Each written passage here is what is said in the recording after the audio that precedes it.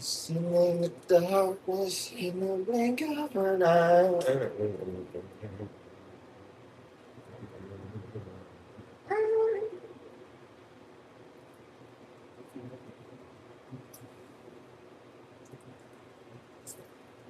Why is this taking so long?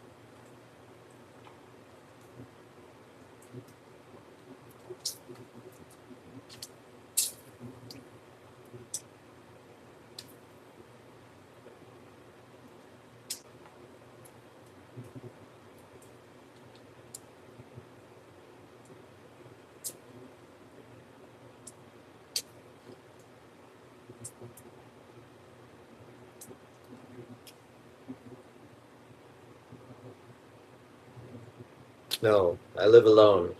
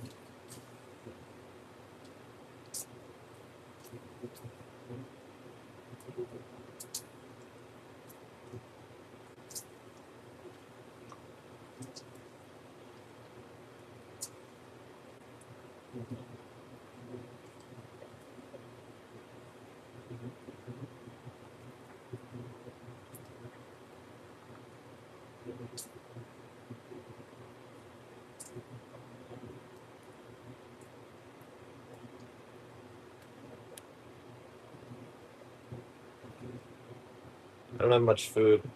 I have 2 eggs, 4 pieces of bacon, and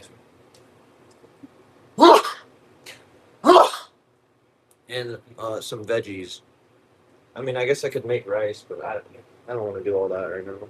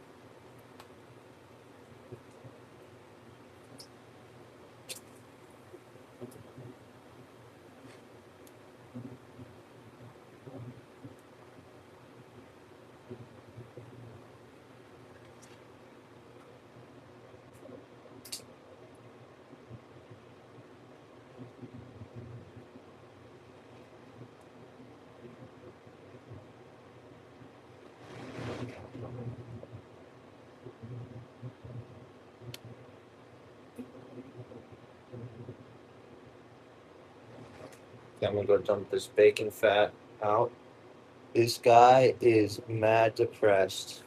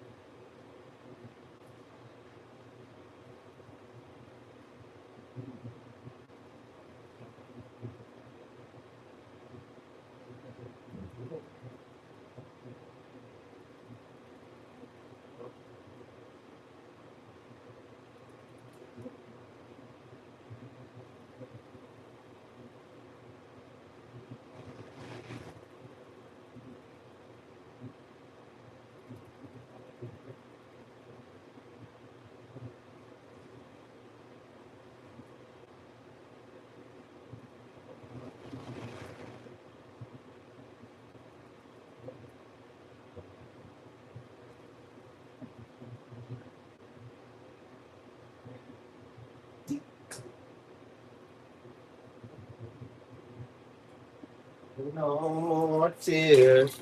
Mm. Wait, did you live at Australia? No, I wish.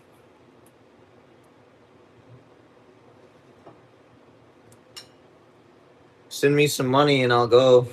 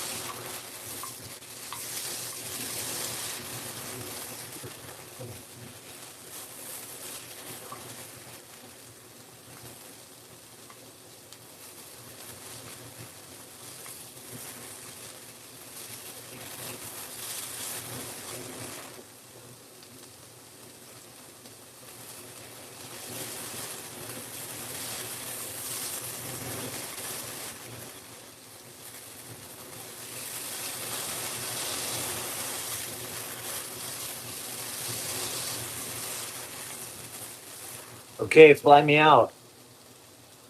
Rosalie, fly me out. I'll come live with you and cook for you every day.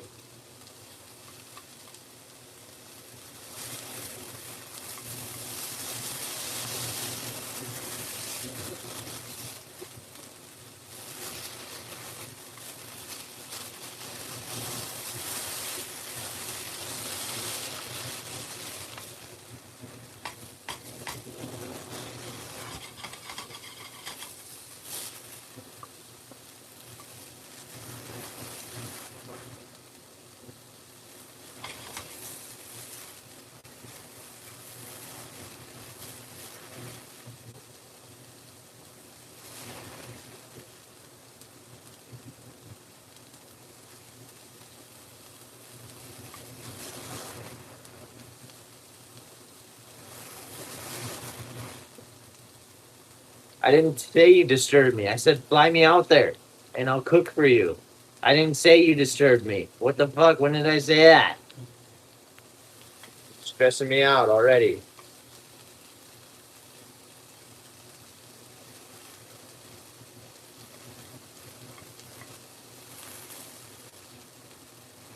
I didn't cook anything yet, idiot.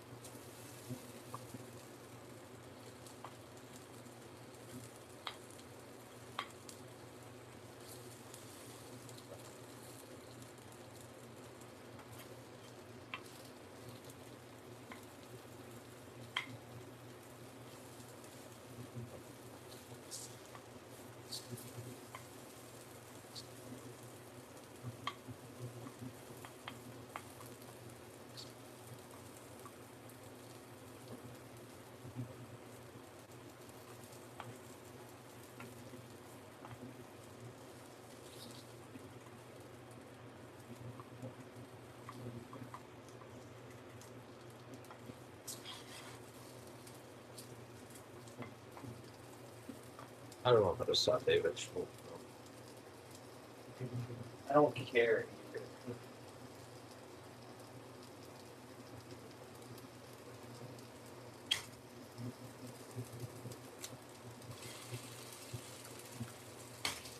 Oh, fuck.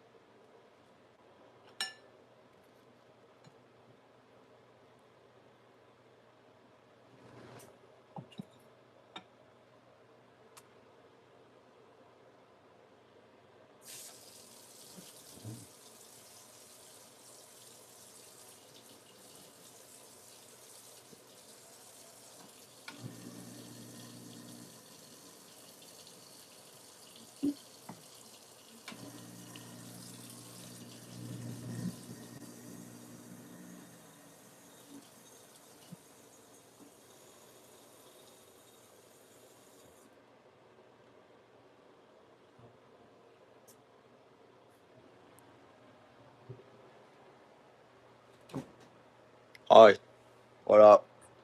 I don't really know. It's just what I had left in my fridge. I don't know. I'm just hungry. Oh, fuck.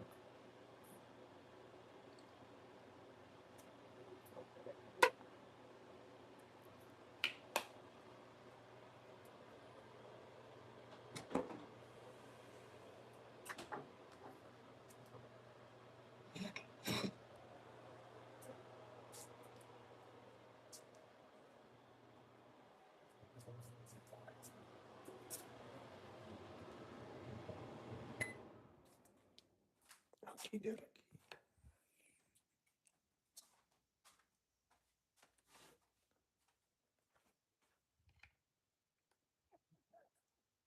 beachfront property, and then pushing the No. part of that is discrediting the International Criminal Court before the International Criminal Court and the ICJ, the International Court of Justice, start to lay out arrest warrants for people like Donald Trump, Jared Kushner, Viktor Orban, Benjamin Netanyahu, yada, yada, yada. So, a lot to talk about, and not too much time to talk about it. Oh, and then, by the way, massive DSA victory with Angie Nixon, the first ever socialist Senate nominee. We have an actual member of the DSA, an actual Democratic socialist who won her Florida Senate race Democratic primary, which means we are only one step away from having a genuine anti-Zionist socialist senator in the United States of America. Momentous victory. So yeah, hi, how are you? I'm Chris Valenti. Welcome to the Valenti Pod. This is real independent media. I've never had a conversation with an advertiser, a sponsor, a billionaire, a government, a PAC. And I say this because I want to remind you that this is entirely grassroots funded media by you, the viewer. And the only way that I make money is through the AdSense revenue. Let's get the chat up there. It's through the AdSense revenue and through donations by you, whether it be $2, $5, whatever you want. It goes a long way. I will always refuse these ad deals. I get them every fucking day, which they're essentially asking me to sell you, the viewer, and I'm never gonna fucking do it, and I can only do that because of you. So, if you want to help support the channel, of course, like, comment, subscribe, hit the notification bell, and share this video with your group chat of dumb fuck idiots. Goes a long way. And then, if you want to help me financially, you want to help the growth of the OAL empire, you can buy merch. We've got posters, mugs, hoodies, all that jazz located down below. You can click the thanks button down below to tip me directly. You can What's up? Join button down below to become a member of the channel for $5. That'll give you access to member only content. And then last, I cooked the bacon perfectly. Patreon for $5, $6, $7, whatever you want to donate. It goes a long way and it gives you access to every single one of my Not hard, but not soft. Just perfect. Okay, without further ado, we're going to start with a little Iran war update here. This is from Axios. Iran war said to be over. I was trying to eat that, God. 6 months. Remember that Trump has said the Iran war is going to be over very soon, every day for the past 6 months. The Iran war, defined by fits and starts and strain on America's military, will hit the half-year mark next week, with both Washington and Tehran betting that they can outlast one another. Why it matters? The pedophile Fuhrer has repeatedly promised the fight would be quick, decisive, and over very soon. The big picture. The war's length is pushing once niche national security issues, munitions levels, defense contracting, at-sea replenishment, into everyday conversation. The Navy is the topic du jour, as prolonged deployments stress test ships. It actually softened up the carrots a little bit. The Fuhrer said this week he wanted to claim the Strait of Hormuz and posted a map on Truth Social labeling it as U.S. territory. He also threatened to, quote, bomb this shit out of Oman, a country that has committed billions of dollars to buying U.S. weapons. Days earlier, word spread that an American aircraft carrier in the Pacific, the USS George Washington, was being sent to the Middle East to relieve the USS Abraham Lincoln. The carrier's time at sea, more than 250 days, came under scrutiny as reports emerged that several distressed service members tried jumping overboard. Friendly reminder, the USS Abraham Lincoln is also accompanied by a whole bunch of destroyers. And, hold on, I have a little burp coming. Forgive me. I had a lot of coffee and a waffle. But the USS Abraham Lincoln is the aircraft carrier. And that aircraft carrier was accompanied by a bunch of destroyers. The destroyers are not leaving. And we have reports now that some of these destroyers lost power for like multiple days at a time. I wonder how that happened. Iran. Wink, wink, nudge, nudge. And because of the lost power, the power outage that lasted 4 days, they also didn't have access to clean drinking water. They also didn't have access to toilets. They also didn't have access to laundry. So it is not just the members of the USS Abraham Lincoln who are suffering, but seemingly we're able to get the message out. I can't wait until we get like a documentary in 5-10 years and they interview the survivors of these ships and they talk about how insane the conditions were, and then they compare them to like the conditions during World War II, because I wouldn't be surprised if our sailors aboard aircraft carriers and destroyers during World War II unironically had a better quality of life than they do right now, and that's because of the logistics. You know, we had incredible logistics, incredible supply routes throughout World War II, and right now, as I said, it is now being confirmed that the reason why the Lincoln and these other ships aren't able to get the supplies is because the Iranians bombed the ever-loving shit out of the Fifth Fleet headquarters in Bahrain, which was the supply hub, the logistics hub, where they were getting their fuel, and now they're getting their food, their water, all this shit is being shipped over from Diego Garcia, and it's taking an incredibly long time for them to get it. By the time that the supplies show up, all the food is rotten. It's absolutely fucked up. Okay, it's literally like a poop cruise. All right, let's keep reading here. The Pentagon hasn't held a press briefing in months. It has also faced criticism for obscuring troop deaths in an online tracker. Yeah, this is why we don't trust CENTCOM. The Pentagon hid the amount of U.S. casualties. If you had to guess real quick, viewer, how many U.S. casualties do you think we have taken? You have to guess. Because we have the number that the Pentagon has finally released. That number is 750 U.S. casualties. The reality of the matter is, it's way higher. It's way higher. It's way fucking higher. I truly believe we have taken thousands of casualties, and they are not telling us the true number. All right, let's move on here. So this is from the Horde newsletter talking about how Iran is preparing to escalate. Breaking. Iran sees the full restart of the war as inevitable and is preparing to directly attack U.S. military targets all over Europe as part of its escalation plan. As soon as Iran's 3 to 4 weeks ultimatum to meet all of its demand runs out and Trump escalates, with Iran's IOGC having assessed strikes on U.S. assets in Bulgaria, Cyprus, and more, per FT and two senior Iranian sources in Tehran. An Iranian senior official says, should the U.S. go too far, Iran will defend itself at any price, go beyond the region, and hit Europe too. And no limits will be placed on Iran's response, adding, quote, a very big mistake, such as hitting our infrastructure, could make the war go beyond the region and reach Europe, end quote. Targets include Bulgaria's Bezmer Air Base in southeastern Europe and RAF Akratini in Cyprus. So, guys, remember how, like, the Spaniards were like, you're not fucking using our bases. Absolutely not. A lot of European allies were like, we're not helping you in this war. We're now starting to see the reason why. Even South Korea said they're not helping us. And it's because this is not a winnable war, and retaliation is inevitable. So if you're a European or if you're, an Asian ally of the United States of America, and you are allowing America to launch its attacks on Iran from bases in your country, you are essentially saying we are a valid target to be hit by Iran, right? And we know this because all of the Gulf coastal nations, the GCC nations like the UAE and Bahrain and Qatar, right? They're being bombed by the Iranians, not their nations, but the American bases in those nations. And it's now fucking with their infrastructure. And you have all of these Arab nations being like, get the fuck out. America, get the fuck out. Because you have your base here. And that's because of it. So the Europeans were very smart in this decision. The officials directly referenced Iran's attack last month of the U.S. base in Jordan, this is what I'm saying, which killed 3 U.S. service members as, quote, the most precise long-range attack Iran has carried out, demonstrating its capability to hit targets over longer distances. This was also a message to Europe. Can receive messages, so it would know where it should stand in this world. Iran's IRGC has also separately examined attacking subsea fiber optic internet cables in the Strait of Hormuz in the event of any escalation and as the deadline runs out, as many within Iran increasingly see a resumption of the war as a matter of when, not if. So here's the thing. I said earlier that it seems like Trump is teetering on the edge of protecting. But the reality of the matter is, it doesn't really happen. Pete Hegseth, J.D. Vance, our generals, they are all going to stand in his way. And same thing with Marco Rubio. They're going to advocate for escalation. And the reality of the matter is Trump only has 2 options in terms of escalation. Full-scale boots on the ground invasion of Iran, which will fail, or tactical nuclear strike on Iran, which will also fail. So hopefully, we can pray if you're one of those praying dorks, but hopefully Trump does not decide to escalate this war because it will lead to the opening of nuclear holocaust.